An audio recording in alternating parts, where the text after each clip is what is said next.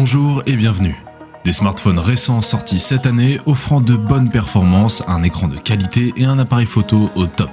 Dans notre comparatif, vous allez découvrir le top 5 des meilleurs smartphones moins de 400 €.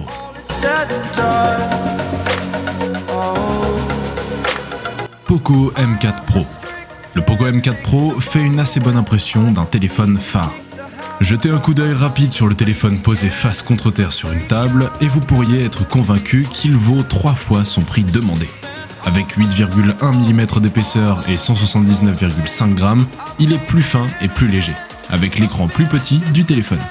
Il n'y a que 3 couleurs proposées avec le Poco M4 Pro, mais il y a une différence assez dramatique entre le modèle sobre Power Black et le modèle vibrant Poco Yellow. Il existe également une version Cool Blue qui se situe quelque part entre ces deux pôles. L'une des caractéristiques distinctives de Poco est un ensemble de 2 haut-parleurs et ils sont présents et corrects sur le M4 Pro. L'écran utilisé sur le Poco M4 Pro est légèrement plus petit à 6,4 pouces, mais il n'est en aucun cas petit et offre la même résolution Full HD+, 2400 par 1800. Le taux de rafraîchissement est de 90 Hz, bien qu'il soit par défaut à 60 Hz. Vous bénéficiez également d'un taux d'échantillonnage difficile de 180 Hz avec le M4 Pro, ce qui signifie qu'il est agréable et réactif pour les jeux d'action rapides. Mais le principal sujet de discussion ici est le passage à la technologie de panneau AMOLED, le premier du genre à apparaître dans la série M de Poco, rien de moins.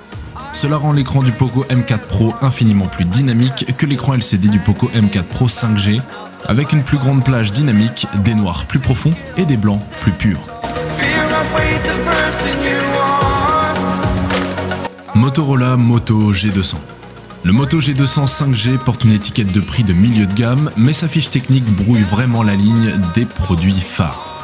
Il impressionne dès le départ avec un écran LCD 6,8 pouces 1080p, avec un taux de rafraîchissement de 144 Hz et une prise en charge HDR10. L'un des chipsets les plus puissants, le Snapdragon 888+, peut vraiment piloter l'écran à rafraîchissement rapide et vous assurera 144 fps partout où le support est présent. Oh, et la triple caméra à l'arrière semble certainement premium avec ce primaire 108 mégapixels et un ultra large 13 mégapixels avec autofocus pour macro vision. Plus d'ADN de Motorola transparaît dans la charge Turbo Power de 33 watts pour la grande batterie de 5000 mAh et l'expérience Android propre avec des personnalisations moto limitées. Et nous apprécions le support Ready For qui, malgré son nom fantaisiste, promet une expérience de bureau puissante. Nous voyons 2 omissions notables par rapport au Moto G100. Le premier est le slot d'extension microSD. Nous réalisons qu'il s'agit d'un spectacle de plus en plus rare de nos jours, mais cela nous fait toujours mal de les voir disparaître. La seconde est la prise audio 3,5 mm. Bien que la popularité des écouteurs TWS explose, cela pourrait bien déranger moins de gens. Il n'y a pas non plus de haut-parleur stéréo, ce qui peut compter contre le G200 contre certains rivaux. Mais couper les coins ronds est le nom du jeu dans le milieu de gamme et nous allons maintenant savoir si Motorola a coupé les bons. Motorola Moto G50. Le Moto G50 se situe entre le G10, G30 et G100 en termes de prix, ce qui signifie que vous obtenez également, sur papier, des performances intermédiaires, bien que le G50 soit certainement plus proche du G30 que c'est au G100. Vous regardez un chipset Qualcomm Snapdragon 480 octa-core 2 GHz sauvegardé avec 4 Go de RAM et 64 Go de stockage intégré avec une extension microSD si nécessaire. Il y a aussi un ensemble de 3 caméras à l'arrière et il possède quelques fonctionnalités intéressantes qui sont assez rares à ce prix. Un écran 90 Hz et une connectivité 5G. Il n'y a pas de lecteur d'empreintes digitales à l'écran sophistiqué ici. Motorola utilisant à la place un capteur circulaire à l'arrière qui, bien que fonctionnel, rend le déverrouillage du téléphone à plat sur votre bureau un peu une corvée. À côté du scanner se trouve le réseau de 3 caméras, soigneusement rangées dans une boîte rectangulaire dans le coin supérieur gauche. Vous trouverez un stockage extensible pour les cartes microSD jusqu'à 1 Tera et une prise casque 3,5 mm au bas du téléphone. L'écran de 6,5 pouces de Moto G50 est un panneau IPS avec une résolution de 1600 par 720, ce qui lui confère une densité de pixels de 269 ppi. L'appareil photo principal de 48 mégapixels est associé à un objectif macro de 5 mégapixels et un capteur de profondeur de 2 mégapixels pour des prises de vue bokeh arty.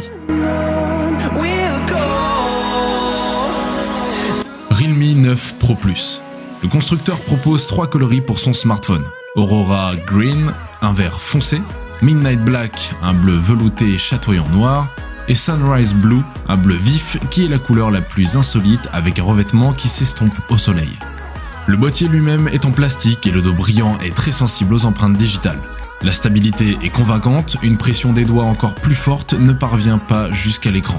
La finition est également propre et sans bord apparent. Il y a une résolution de 50 mégapixels. La résolution effective est réduite à 12 mégapixels via le pixel binding, ce qui crée des pixels plus grands et donc plus sensibles à la lumière sur le capteur. L'écran 90 Hz peut être utilisé en douceur. La surface est recouverte d'un film protecteur, mais le doigt glisse aussi agréablement et facilement. Le capteur d'empreinte digitale intégré à l'écran réagit rapidement au doigt posé. Dès que le smartphone est soulevé, l'icône indiquant la position du scanner est visible même en veille. Le capteur réagit à l'activation après une attente assez courte et déverrouille l'appareil de manière fiable. Cependant, il est situé assez bas sur l'écran, ce qui demande un certain temps d'adaptation. Realme 8 5G. Le Realme 8 5G est arrivé en retard à la fête, mais est le téléphone 5G le plus abordable de la société à ce jour. Arborant un écran 90 Hz, une triple caméra et une batterie importante. Le design du Realme 8 5G est inoffensif mais agréable à regarder. Disponible en Supersonic Black ou Supersonic Blue, le téléphone présente un motif arrière brillant, caractéristique, qui joue avec le reflet lorsqu'il est tenu contre la lumière, tandis que le cadre en plastique mat de couleurs assorties offre également un joli contraste visuel. Les bords incurvés qui descendent à l'arrière du téléphone lui confèrent une sensation de main confortable et d'une finesse trompeuse, même si à 8,5 mm, il s'agit du membre le plus épais de la gamme Realme 8 actuelle. Encore plus lourd si vous choisissez de claquer sur le boîtier flexible transparent qui vient dans la boîte.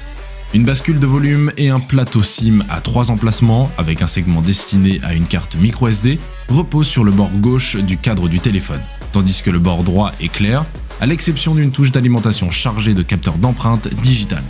L'écran du téléphone est peut-être l'une des mesures de réduction des coûts les plus évidentes par rapport au 7 5G. Le 8 5G est doté d'un écran LCD Full HD+, IPS de 6,5 pouces 20 par 9, tout comme son prédécesseur. Cependant, le taux de rafraîchissement a été composé de 120 Hz à 90 Hz.